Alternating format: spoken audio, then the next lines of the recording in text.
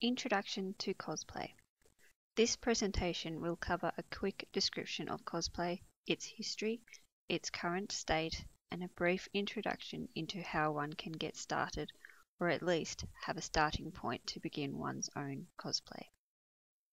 The term cosplay was initially formed using English words and a Japanese method of abbreviation, where the first two moras of a pair of words form an independent compound, cos from costume and play from role-playing.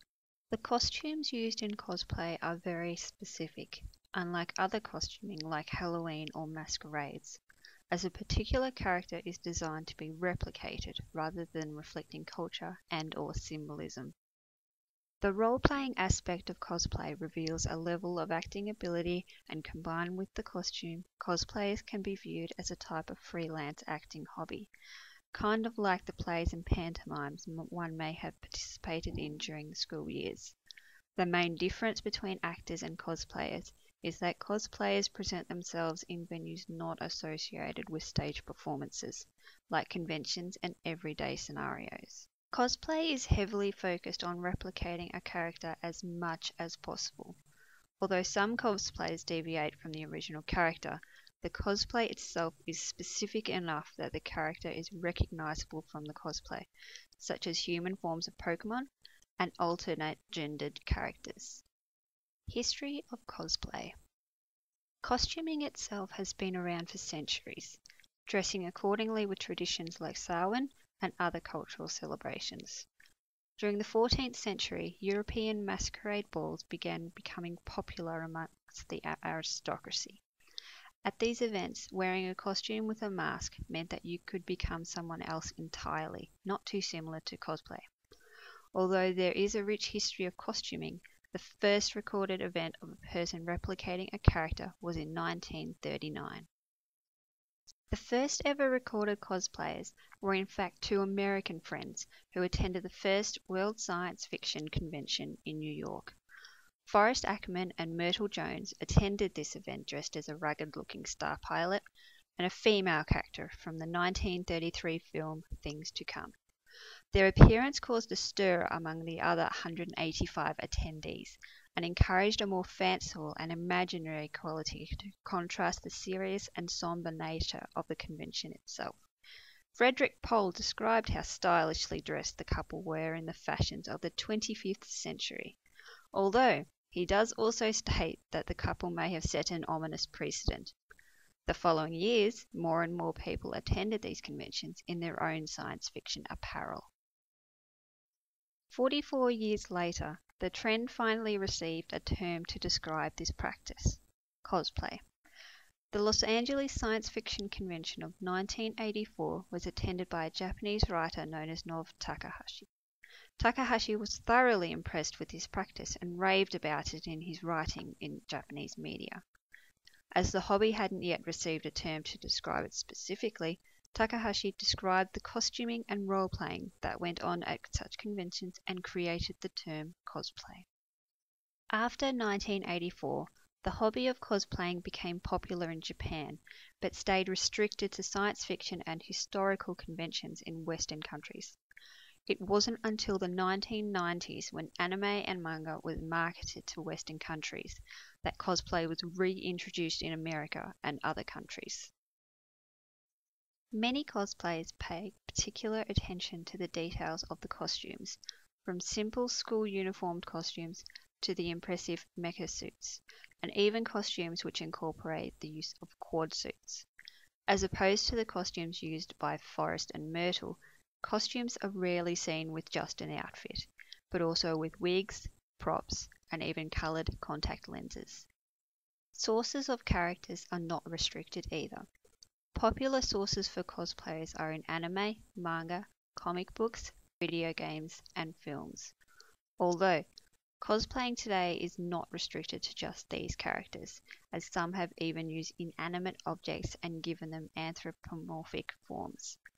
Pretty much any entity from the real or virtual world that can be interpreted into cosplay can be sourced. Many cosplayers are involved in photography of cosplay, may it be as a model or the photographers themselves. The internet has provided an easily accessible form of displaying and sharing various cosplays. Conventions are no doubt a hub of activity for cosplays.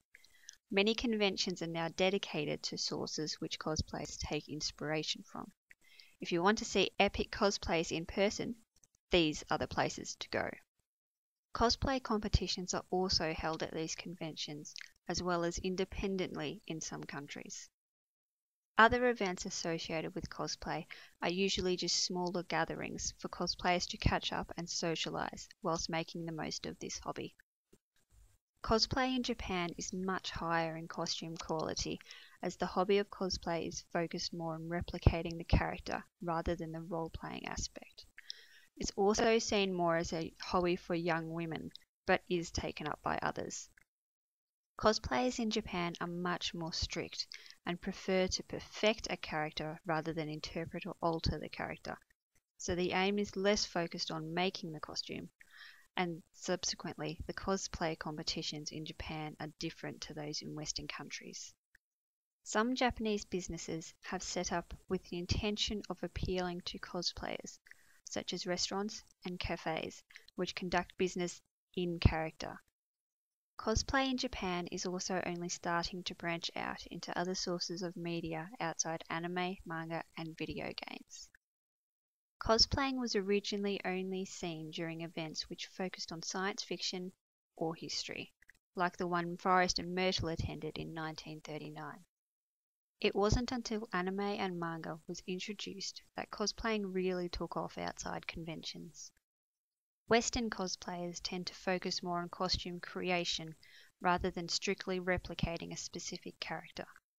Although still in character, some Western cosplayers will make mild alterations or create a general costume to reflect a type of character.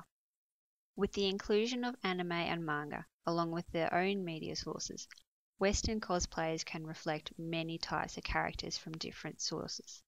So you could see a character from Star Wars, Sailor Moon, Tekken, and the Phantom in a single group of cosplayers. I don't know if it's a Western characteristic, but being competitive is also incorporated into cosplay. Although a hobby, some take it quite seriously and focus more on creating entries for cosplay competitions rather than simply role-playing a character. Where do you start? I know when I first started, all I could think was, where am I supposed to begin? There's so much information and so much to think about that it becomes overwhelming, and for some it might be off-putting.